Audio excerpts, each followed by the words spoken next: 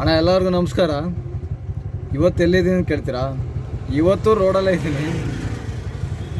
ಒಬ್ಬರನ್ನ ಪಿಕಪ್ ಮಾಡಬೇಕು, ತುಂಬ ದೂರ ಇಲ್ಲಿಂದ, ಒಂದು 8 ಕಿಲೋಮೀಟ್ರ್ 8-9 ಕಿಲೋಮೀಟ್ರ್ ಬರ್ತದೆ. ಕರ್ಕೊಂಬರೋಣ, ಹಂಗೆ ಹೋಗ್ತೀವಿ. ಬಿಲ್ಡಿಂಗ್ ಏನಾದ್ರು ರೋಡಲ್ಲಿ ಇದ್ರೆ ಹಂಗೆ ನಿಮ್ಗೆ ತೋರ್ಸೋಣ ಅಲ್ವಾ. 9 ಕಿಲೋಮೀಟ್ರ್ ಬರ್ತದೆ ಇಲ್ಲಿಂದ, ಅಲ್ಲಿ ಹೋಗಿ ಪಿಕಪ್ ಮಾಡಿ ಬರೋದು. ಆದರೆ ಫುಲ್ಲಾಗಿ ತೋರ್ಸೋಕ್ಕಾಗಲ್ಲ ನಿಮಗೆ, ಬರೀ ಹೋಗೋದು ಮಾತ್ರ ತೋರ್ಸೋಕ್ಕಾಗೋದು, ಬರೋದು ತೋರ್ಸೋಕ್ಕಾಗಲ್ಲ. ನೀವು ಕೇಳ್ತೀರಾ ಏನು ನೀನು ಅಲ್ಲಿ ಹೋಗಿ ಕರ್ಕೊಂಬರ್ತೀವಿ, ಅವ್ರಿಗೇನು ಒಂದು ಆಟ ಹಿಡ್ಕೊಂಡು ಈ ಕಡೆ ಬರೋಕ್ಕಾಗಲ್ಲ ಅಂತ ಕೇಳ್ತೀರ ಅಲ್ವಾ. ನಮ್ಮನ್ನು ನಂಬಿಬಿಟ್ಟು ಫೋನ್ ಮಾಡ್ತಾರೆ ನೋಡಿ, ಅಂಥವ್ರು ಕರೆದ್ರೆ ಎಲ್ಲಿಗಾದ್ರು ಹೋಗ್ಲೇಬೇಕು ನಾವು. ಏನು ಹೇಳ್ತೀರಾ? ನನ್ನ ನಂಬಿ ಫೋನ್ ಮಾಡ್ತಾನೆ, ಹುಡುಗ ಬರ್ತಾನೆ, ನಮ್ಮನ್ನು ಕರ್ಕೊಂಡೋಯ್ತಾನೆ ಅಂತ ನಂಬಿಕೆ ಇರುತ್ತೆ ನೋಡಿ. ಅಂಥವ್ರು ಕರೆದ್ರೆ ನಾನು ಎಲ್ಲಿಗಾದ್ರು ರೆಡಿ.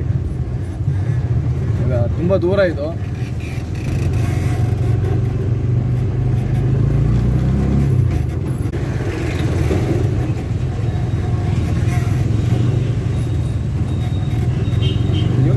ಹಿಂದಿಯವ್ರದ್ದು ಕೆಲಸ ನೋಡಿ, ಇಲ್ಲಿ ನೋಡಿ ಒಂದು ಬೈಕು, ಆ ಗಾಡಿ ಹಿಂದ್ಗಡೆ ನಂಬರ್ ಪ್ಲೇಟ್ ಇದೆ ನೋಡಿ. ಈ ಹಿಂದಿಯವರೆಲ್ಲ ಹಿಂಗೆ ಮಾಡೋದು ನೋಡಿ. ಇದು ಏನು ಬಿಸ್ನೆಸ್ ಮಾಡ್ತಾರೋ.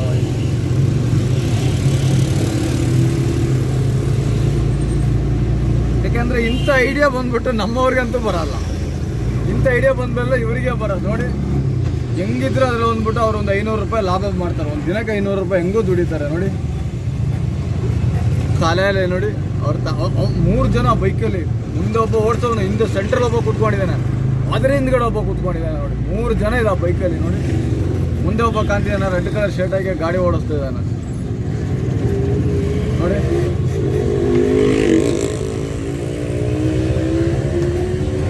ಏನು ಅವತಾರದು ಹಿಂದಿಯೇನೋ ಪ್ಲಾನ್ ಮಾಡ್ತಾವ್ರಪ್ಪ ಎಲ್ಲ. ತುಂಬ ಈ ಬೇರೆ ಕಡೆಯಿಂದ ಬರೋದು, ಬಿಹಾರ್ ಅಲ್ಲಿಂದ ಇಲ್ಲಿಂದ ಏನೆಲ್ಲ ತಲೆಯಲ್ಲಿ ಪ್ಲಾನ್ ಇಟ್ಕೊಂಡು ಬರ್ತಾರೆ. ಹೆಂಗೋ ಹೊಟ್ಟೆ ಪಡಲ್ವ, ಜೀವನ ಮಾಡಲೇಬೇಕು. ಸಂಪಾದನೆ ಒಂದು 500 ರೂಪಾಯಿ ಸಂಪಾದನೆ ಮಾಡಲೇಬೇಕಲ್ವಾ. ಏನಂದರೆ ತುಂಬ ಖುಷಿ. ನೆನ್ನೆ ಇವತ್ತೆಲ್ಲ ತುಂಬ ಖುಷಿ ಆಗ್ಬಿಟ್ಟು ನನಗೆ. ಏನಕ್ಕೆ ಅಂದರೆ ದುಡಿಮೆ ಅಂತೂ ಇಲ್ಲ ಇವತ್ತು, ಆಟದಲ್ಲಂತೂ ದುಡಿಮೆ ಇಲ್ಲ. ಇನ್ನೊಂದು ವಿಷಯ ಏನಾಗ್ಬಿಟ್ರು, ಒಬ್ಬ ಯಾಮಾರಿಸ್ಬಿಟ್ಟು ಹೋಗ್ಬಿಟ್ಟೆ ನೆನ್ನೆ. ಅದರಿಂದ ಅದಕ್ಕೆಲ್ಲದಕ್ಕಿಂತ ಇವತ್ತು ಒಂದು ಖುಷಿ ಏನಂದರೆ, ಒಂದೇ ಒಂದು ವಿಡಿಯೋ ನಂದು ಬಂದ್ಬಿಟ್ಟು ಹೊಸಕೋಟೆ ಕಾಟೇರಮ್ಮನ ದೇವಸ್ಥಾನದ ಆ ಖುಷಿ ನೋಡೋಕ್ಕೆ 1200 ಜನ ನಮ್ಮ ವಿಡಿಯೋ ನೋಡಿದಾರ ಅಲ್ವಾ, ಅದೊಂದು ಖುಷಿ ಇದೆ. ಯಾಕೆಂದರೆ ಎಲ್ಲರೂ ಸಪೋರ್ಟ್ ಮಾಡ್ತೀರ, ನನ್ನ ವಿಡಿಯೋ ನೋಡಿದಿರಲ್ವ, ಅದರಿಂದ ಹೇಳ್ತಾರೆ ಅವ್ರು, ಬೇರೆ ಯಾವುದ್ರಿಂದಲ್ಲ. ನನ್ನ ವಿಡಿಯೋ ನೋಡಿದವ್ರಿಗೆ ಹೇಳ್ತಾರೆ. ಎಲ್ಲರಿಗೂ ತುಂಬ ಥ್ಯಾಂಕ್ಸ್ ಹೇಳೋಕ್ಕೆ ಇಷ್ಟಪಡ್ತೀನಿ.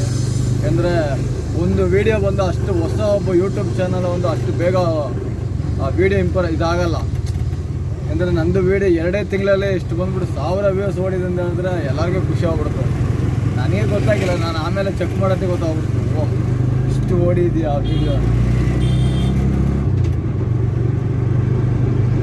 ಏನು ಬಿಸಿಲು ಹೊಡಿತು ಅಂದರೆ, ಇದೇ ಲೆಫ್ಟ್ ಸೈಡಲ್ಲಿ ಈ ಕಡೆ ಒಂದು ಕೆರೆ ಇದೆ.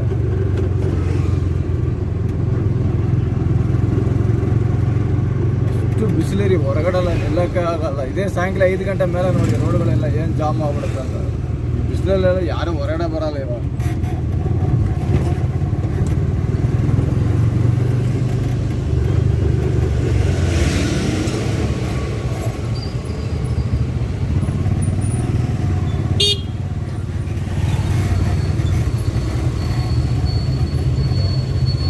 ಚಿಕ್ಕ ವೀಡಿಯೋ ಆ ಕಡೆ ಯಾಕಂದರೆ ತುಂಬ ನಾನು ಸಿಟಿ ಕಡೆ ಹೋಗಿದ್ರೆ ಇಷ್ಟು ದಿನ ಆಯಿತು ಮೆಜೆಸ್ಟಿಕ್ ಕಡೆನೇ ಹೋಗೇನೇ ಇಲ್ಲ, ಬಾಡಿಗೆನೇ ಸಿಗಲ್ಲ ನನಗೆ. ಯಾಕೆಂದರೆ ನಮ್ಮದು ಇಲ್ಲೇ ಸುತ್ತಾಡಿ ಇಲ್ಲೇ ಸಂಪಾದನೆ ಮಾಡೋದು ಟೈಮ್ ಸರಿ ಹೋಗ್ಬಿಡುತ್ತದೆ. ಇನ್ನು ನಾನು ಮೆಜೆಸ್ಟಿಕ್ಗೆ ಹೆಂಗೆ ಹೋಗೋದು ಹೇಳಿ. ಅದು ಇನ್ನೊಂದು ಬಂದ್ಬಿಟ್ಟು ಏನಂದರೆ, ರೈಲ್ವೆ ಸ್ಟೇಷನ್ಗೆ, ಮೆಜೆಸ್ಟಿಕ್ ರೈಲ್ವೆ ಸ್ಟೇಷನ್ಗೆ ಬಾಡಿ ಕರೆದ್ರೆ ನನಗೆ ಹೋಗಿ ನನಗೆ ಇಂಟ್ರೆಸ್ಟೇ ಬರೋಲ್ಲ. ಅದು ಒಂದು ವಿಷಯ ಹೇಳ್ತೀನಿ, ಇವಾಗಲೇ ನಾನು ವೀಡಿಯೋದಲ್ಲಿ ಹೇಳ್ತೀನಿ. ಬೇರೆ ಎಲ್ಲಿಗಾರು ರೆಡಿ ಸ್ಟೇಷನ್ ಹೊರಗಡೆ ಮಾತ್ರ ಬರಲ್ಲ. ಓಲಾ ಊಬರ್ಲ ಬುಕ್ಕಿಂಗ್ ಆದರೂ ಅಷ್ಟೇ, ನಾನು ಬೇಗ ಇದು ಮಾಡಲ್ಲ. ಅದು ಏನಕ್ಕೆ ಬರಲ್ಲ ಅಂತ ಕೇಳ್ತೀರಲ್ವಾ. ನಾವು ಬರಲ್ಲ ಅಂತ ಹೇಳಿದ್ರೆ ನಿಮಗೆ ಕೋಪ ಬರ್ತದೆ ಅಲ್ವಾ. ನಾವು ರೈಲ್ವೆ ಸ್ಟೇಷನ್ ಬರಲ್ಲ ಅಂದರೆ, ಅಪ್ಪ ಏನಕ್ಕೆ ಕೇಳ್ತೀರ. ಒಂದೊಂದು ಪೆಟ್ಟಿ ನನಗಿಂತ ಹೈಟ್ ಇರ್ತದೆ. ನನ್ನ ಆಟೋದಲ್ಲಿ ಅದು ಎಲ್ಲಿ ಇಡೋದು ಅಂತ ಗೊತ್ತಾಗಲ್ಲ. ಎಷ್ಟು ದೊಡ್ಡ ದೊಡ್ಡ ಸೂಟ್ ಕೇಸ್ಗಳು ಇರ್ತವೆ ಒಂದೊಂದು ಪೆಟ್ಟಿಗಳು. 4 ಪೆಟ್ಟಿ ಇಡೋದ್ರಲ್ಲಿ ಇಲ್ಲಿ ಫುಲ್ ಆಗ್ಬಿಟ್ಟಿರುತ್ತೆ. ನಮ್ಮ ಗಾಡಿಯಲ್ಲಿ ಎಲ್ಲಿ ಇದ್ದಾಳಿ ಕೋಪ ಬರ್ತದ ಬರಲ್ವಾ? ಆ ಪೆಟ್ಟಿಗಳು ಅಷ್ಟು ದೊಡ್ಡ ದೊಡ್ಡದು ಏನೈತೆ ಗಾಡಿ ಹಿಂದ್ಗಡೆ ಪೇಂಟ್ಗಳೆಲ್ಲ ಹೋಗ್ಬಿಡ್ತದೆ. ಅವರು ಕೂಡ 150-200 ರೂಪಾಯಿಗೆ ಆ ಪೆಟ್ಟಿಗಳು ಬಂದ್ಬಿಟ್ಟು ಅಷ್ಟು ವೆಯ್ಟ್ ಅದು.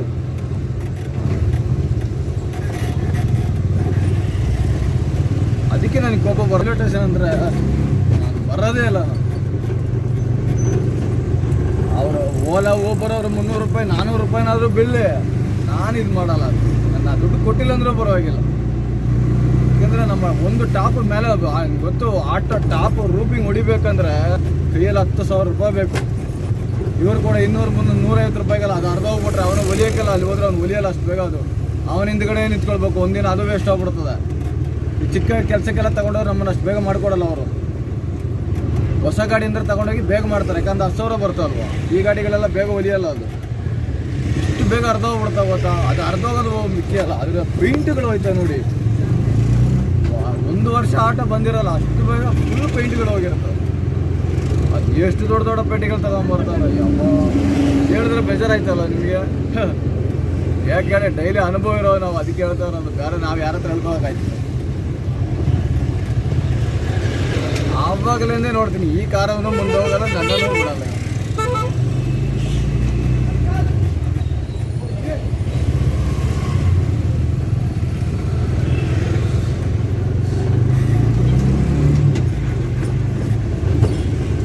ಇಷ್ಟು ದೊಡ್ಡ ಗ್ರಿಲ್ ಹಾಕಿದ್ದಾನಲ್ವಾ, ಏನೊಂದು 200 ರೂಪಾಯಿ ಜಾಸ್ತಿ ಸಿಗ್ಬೋದಾ ಯಾಡದವನಿಗೆ ನೋಡಿ.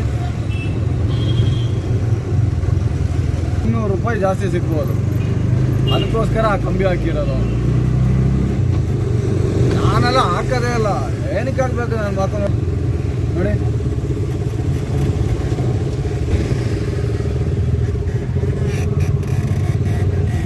ಯಾಕಂದ್ರೆ ಮೇನ್ ಪೇಂಟ್ ಹೋಗ್ಬಿಡ್ತದೆ, ಅದಕ್ಕೆಲ್ಲ ನಾನು ಹಾಕೋದೇ ಅಲ್ಲ. ಅದು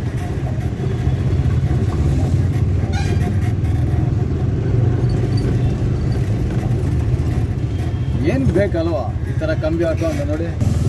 ನೋಡಿ 200 ರೂಪಾಯಿಗೆ ಆಸೆ ಬಿಡ್ತು.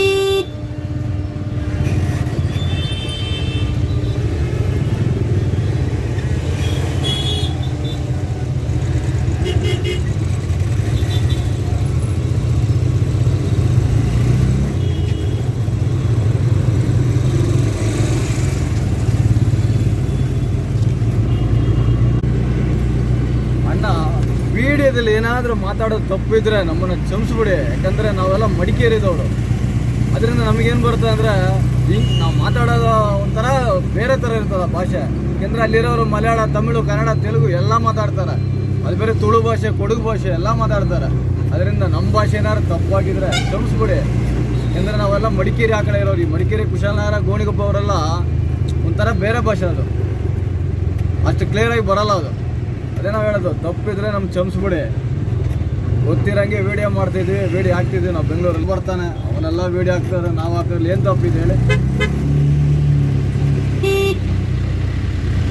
ಒಬ್ಬನಿಗೆ ಒಂದೊಂದು ಕಷ್ಟ ಅಲ್ವಾ ಲೈಫಲ್ಲಿ, ಎಲ್ಲ ಒಂದೇ ಥರ ಇರಲ್ಲ ಯಾವತ್ತು.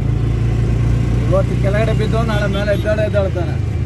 ಅವ್ನು ತಿಳ್ಕೊಂಬಿಟ್ಟಿರ್ತಾನೆ, ಅವ್ನು ಯಾವತ್ತು ಕೆಳಗಡೆ ಇರ್ತಾನೆ ಅಂತಲ್ವಾ. ಏನಕ್ಕೆ ಹೇಳ್ತೀನಿ ಅಂದರೆ, ನಾನೆಲ್ಲ ಯೂಟ್ಯೂಬ್ಗೆ ಈ ಥರ ಮಾತಾಡ್ಬಿಟ್ಟು ವೀಡಿಯೋ ಹಾಕ್ತೀನಿ ಅಂತ ನನಗೇ ಗೊತ್ತಿಲ್ಲ. ಯಾಕೋ ಗೊತ್ತಿಲ್ಲ ಅಂದರೆ, ಯಾವತ್ತು ನಾನು ಕಾಟೇರಮ್ಮನ ದೇವಸ್ಥಾನಕ್ಕೆ ಹೋಗಿ ಸ್ಟಾರ್ಟ್ ಮಾಡಿದ್ನೋ ಅಲ್ಲಿಂದ ಈ ವೀಡಿಯೋ ಹಾಕಿ ಸ್ಟಾರ್ಟ್ ಮಾಡಿದೆ. ಅದು ಹೇಳಿದೆ, ನಮ್ಮನ್ನು ನೋಡಿ ನಗಾಡ್ತಾರೆ ನೋಡಿ, ಅವ್ರಿಗೆ ಹೇಳಕ್ಕೆ ಇಷ್ಟಪಡ್ತೀನಿ. ಯಾರನ್ನೂ ಆ ಥರ ಕೀಳಾಗಿ ನೋಡ್ಬೇಡಿ. ಇವತ್ತೆಲ್ಲ ಅವ್ನ ಟೈಮ್ ನಾಳೆ ಚೇಂಜ್ ಆಗ್ತದೆ.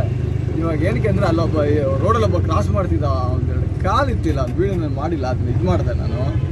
ಅವನ ಕಾಲಿಲ್ಲ, ಅವನ ಈ ಒಂದು ಗಾಡಿ ಟೈರ್ ಥರ ಬರ್ತದೆ, ಅದ್ರ ಮೇಲೆ ಕೂತ್ಕೊಂಡು ಅವನು ಆ ಕಡೆ ರೋಡ್ ಕ್ರಾಸ್ ಮಾಡ್ತಿದ್ದ. ನಾನು ಅದು ವೀಡಿಯೋ ಮಾಡಿಲ್ಲ, ಸ್ಟಾಪ್ ಮಾಡಿದೆ. ಅದಕ್ಕೆ ನಾನು ಹೇಳ್ತಾರಲ್ಲ, ಮನ್ಸಿನ ಟೈಮು ಯಾವಾಗ ಹೆಂಗೆ ಬೇಕಾದ್ರೆ ಚೇಂಜ್ ಆಗ್ಬಿಡ್ತದೆ, ಹೇಳೋಕ್ಕಾಗಲ್ಲ. ಬೇರೆ ಥರ ಒಂಥರ ಕೀಳಾಗಿ ನೋಡೋದು, ಅಯ್ಯೋ.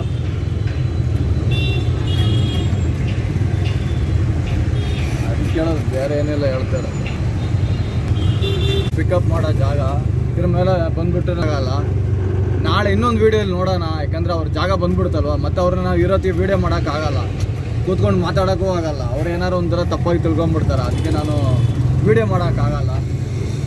ನಾಳೆ ಇನ್ನೊಂದು ವೀಡಿಯೋಲಿ ನೋಡೋಣ. ಯಾಕಂದರೆ ನಾಳೆ ಭಾನುವಾರ ನೋಡೋಣ, ಒಂದು ಒಳ್ಳೆ ದೇವಸ್ಥಾನಕ್ಕೆ ಹೋಗೋಣ ಅಂತ ಪ್ಲಾನ್ ಮಾಡಿದ್ದೀನಿ. ಕಾಟೇರಮ್ಮನಿಗೆ ಹೋಗಲೇಬೇಕು, ನೋಡೋಣ. ಆದರೆ ನಾಳೆ ವೀಡಿಯೋ ಮಾಡಿ ಹಾಕ್ತೀನಿ ಅದನ್ನ.